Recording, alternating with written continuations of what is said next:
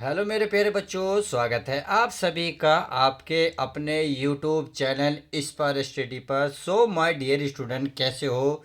और आशा करता हूँ आप बहुत ही अच्छे होंगे। तो चलिए अच्छाई को और अच्छा करते हैं, आपकी तैयारी को और धार देते हैं। तो आज हमने वो सवाल लिया है जो आपको एग्ज़ाम में 8 नंबर का देखने को मिलेगा, जैसा कि आपने थंबनेल में देख भी लिया है। तो चलिए क्वेश्चन की शुरुआत करते हैं और क्वेश्चन को पढ़ने की पहले कोशिश करेंगे, फिर इसको हल करेंगे। तो ये दिया है आपका समाकलन 5x+3 बटे ये अंडर रूट में है x² + 4x+10 dx का मान ज्ञात कीजिए। तो हमें इस सवाल का मान ज्ञात करना है। तो किस तरीके से हल करेंगे देखते हैं। देखिए, पहले इन सवालों को देखने की कोशिश करेंगे, या पहला आप ये करेंगे से आई मान लेंगे। क्या मानेंगे प्यारे बच्चों? आई मान लेते। तो आई बराबर लिख लेता हूं मैं इंटीग्रल 5x+3 पूरे के बटे में, और ये है अंडर रूट में क्या है x² + 4x+10 और इंटू क्या है dx। इसे समीकरण में ए नाम दे देता हूँ। आप चाहे ए दे लो या ए कह सकते हो, जैसा आपकी मर्जी। समझ में आ गया?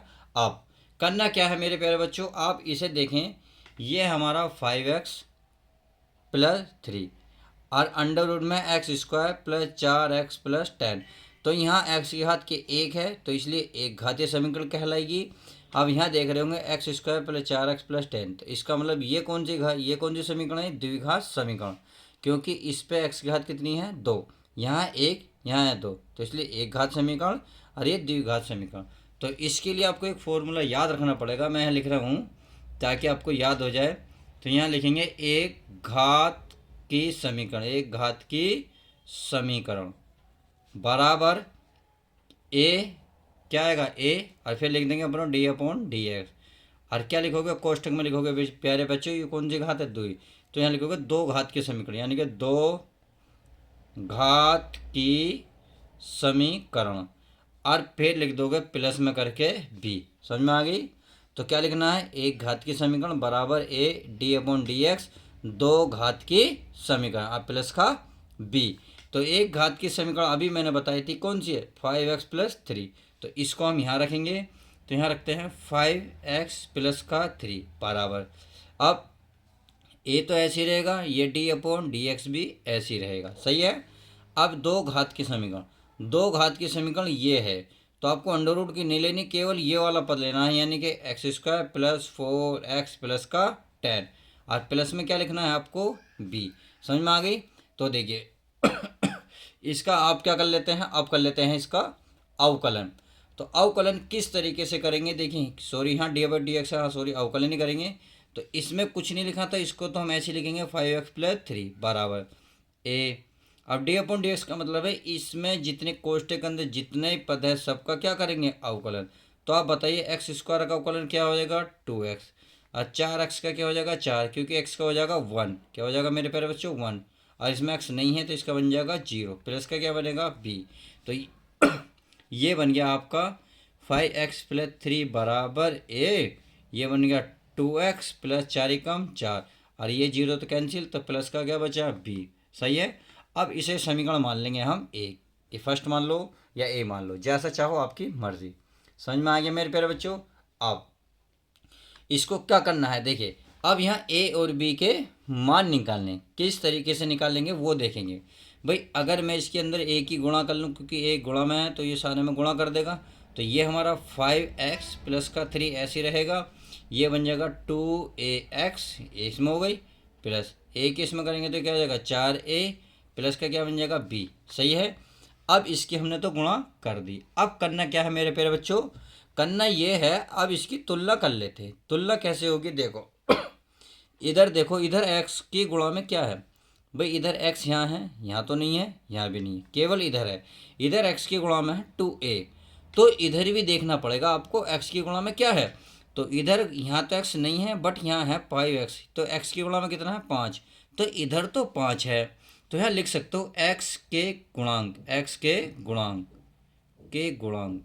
x के गुणांक, इधर x की गुणा में कितना है? 5। सही है। इधर x की गुणा में कितना है? 2a। तो यहाँ से हमारी a का मान निकाला जा सकता है बहुत आसानी से। अब ए की गुणा में है, गुणा की चीज़ कहाँ जाएगी, भाग में। तो अर्थात आप ये कह सकते हैं ए का मान आएगा 5/2। ये निकल गया आपका ए का मान। इतनी बात समझ में आ गई। चलिए अच्छी बात है, ए का मान आपके समझ में आ गया। अब देखिए बी का मान निकालेंगे। बी का मान किस प्रकार से निकालेंगे वो देखेंगे। भाई बी है, एक्स की गुणांक है, यहाँ एक्स नहीं है, तो इसका मतलब ये अचर पद है। तो आपको यहाँ लिखना पड़ेगा अचर पदों की तुलना करने पर। तो यहाँ मैं लिख लूँ, यहाँ लिख सकता हूँ मैं अचर, अचर पदों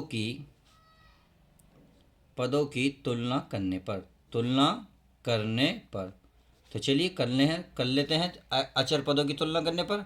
तो आपको दिख रहा होगा अचर पद इधर कितना है, इधर तो ये हो गया, इधर बचा 3। क्या बचा, 3। चलिए अच्छी बात है। अब इधर आ जाइए, 2a आपने देख लिया। अब इधर ये एक्स जिसमें नहीं है उसमें देखो ये वाला, ये कितना है 4a गुणा, सॉरी प्लस है तो प्लस प्लस गुणा लगेगा प्लस। अब प्लस का क्या है b। अब आप सभी को पता है, हमें ए का मान पता है, तो ए का मान हम यहाँ रख देंगे।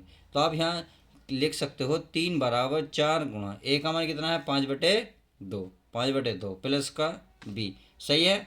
अब देखो कैसे होगा भाई, 2 से कितनी बार कट रहा है, ये कट रहा है मेरे प्यारे बच्चों, 2 दूनी 4। तो ये बचा 2 × 5, तो यह देखिए 2 पंजे कितना हो गया 10, और प्लस का क्या बचा बी। अब 10 को इधर लिया हो, 3 - 10 हो जाएगा, बराबर क्या बचा बी। तो क्या बता सकते हो बी का मान कितना होगा, बी का मान होगा 7। 10 में से 3 गए माइनस के 7, तो इसका मतलब बी का मान निकल कर आया 7। तो हमें ए का मान भी पता चला, बी का मान भी पता चला। तो ए और बी जो हमने समीकरण क्या मानी है ना फर्स्ट, तो इसमें रख देते। तो ये समीकरण हमें दिया है 5x + 3, वो मैं यहाँ लिख लेता हूँ। तो यहाँ मैं लिख लेता हूँ 5x + 3 बराबर क्या था, ये था ए का मान है 5/, मेरे प्यारे बच्चों 2। और कोष्टक में क्या लिखा हुआ है देखिए, देख लेते हैं एक बार। कोष्टक में लिखा हुआ है आपका 2x + 4। क्या लिखा हुआ है 2x + 4। तो चलिए वही लिख लेते हैं 2x + 4, और प्लस में क्या है बी का मान क्या है -7। तो चलिए अब इसको थोड़ा सा सरल कर लेते हैं। ये होगा 5x + 3 बराबर 5/2, 2x + 4 और प्लस माइनस माइनस के 7। समझ में आ गया। अब इस बात को ध्यान से देखें, ये जो मान है 5x + 3 हमने समीकरण 1 कही थी, कहीं कुछ कहा था, क्या कहा था देखिए, यहाँ इसलिए कहा था कि इसे क्यों माना। अब यहाँ 5x + 3 है, इस 5x + 3 का मान हमने हल करा, तो इसका मान यहाँ रख देते और बाकी नीचे वाला सारा ही ऐसे रहेगा। तो आई बराबर कितना है, आई बराबर इंटीग्रल लिखेंगे। तो चलिए मैं लिख लेता हूँ, ये आई बराबर इंटीग्रल 5x + 3 के स्थान पे क्या रखेंगे 5/2, और लिखेंगे 2x + 4 और माइनस के क्या 7। सही है।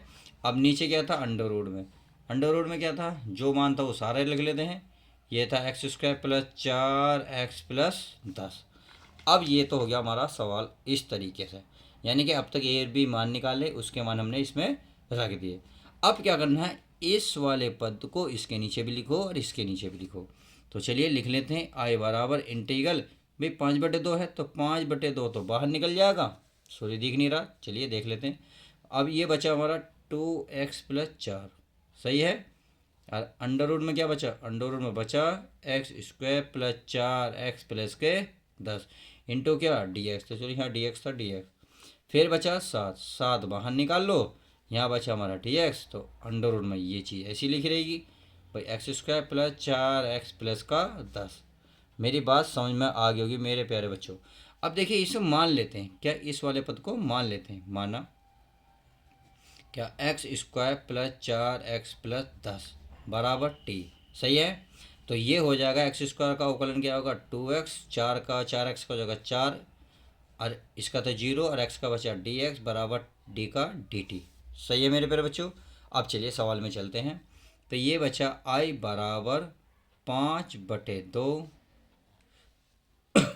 इसके स्थान पर देखिए, इसके स्थान पर सारे के स्थान पर क्या आएगा केवल dt। क्या आएगा मेरे प्यारे बच्चों dt। अब इसे क्या माना हमने t, ये क्या माना हमने t, और ये अंडर रूट है, अंडर रूट को क्या लिख सकता हूँ मैं 1/2 लिख सकता हूँ, बिल्कुल लिख सकता हूँ, -7। अब देखिए इसको क्या करना है, इसको हल कर लेते हैं थोड़ा सा।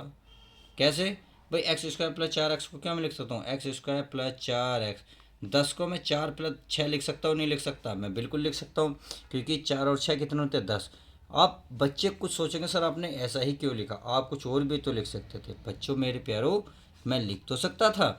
देखिए, इतना जो आप देख रहे हो ना, ये वाला, ये मैंने फॉर्मूले बनाने की वजह से लिखा, क्योंकि सवाल पे भी कोई फ़र्क नहीं पड़ा और हमारा फॉर्मूला भी बन गया। तो चलिए अब इसको कर लेते हैं। अब इस टी को ऊपर लेके जाओ। टी को क्या ऊपर लेके जाएंगे? तो 5/2, ये टी की घात हो जाएगी -1/2 इंटू डी टी, -7। अब ये बताइए किस चीज़ का फॉर्मूला बना अंडर रूट में? ये बना x+2 का स्क्वायर। देखिए इतना फॉर्मूला, प्लस क्या बचा? 6। 6 को मैं ऐसे कर नहीं लिख सकता, क्यों? क्योंकि इससे 2 से रूट कट जाएगा, अंडर रूट कटेगा, करनी कट जाएगी, तो इसका मतलब 6 बचेगा ऐसी।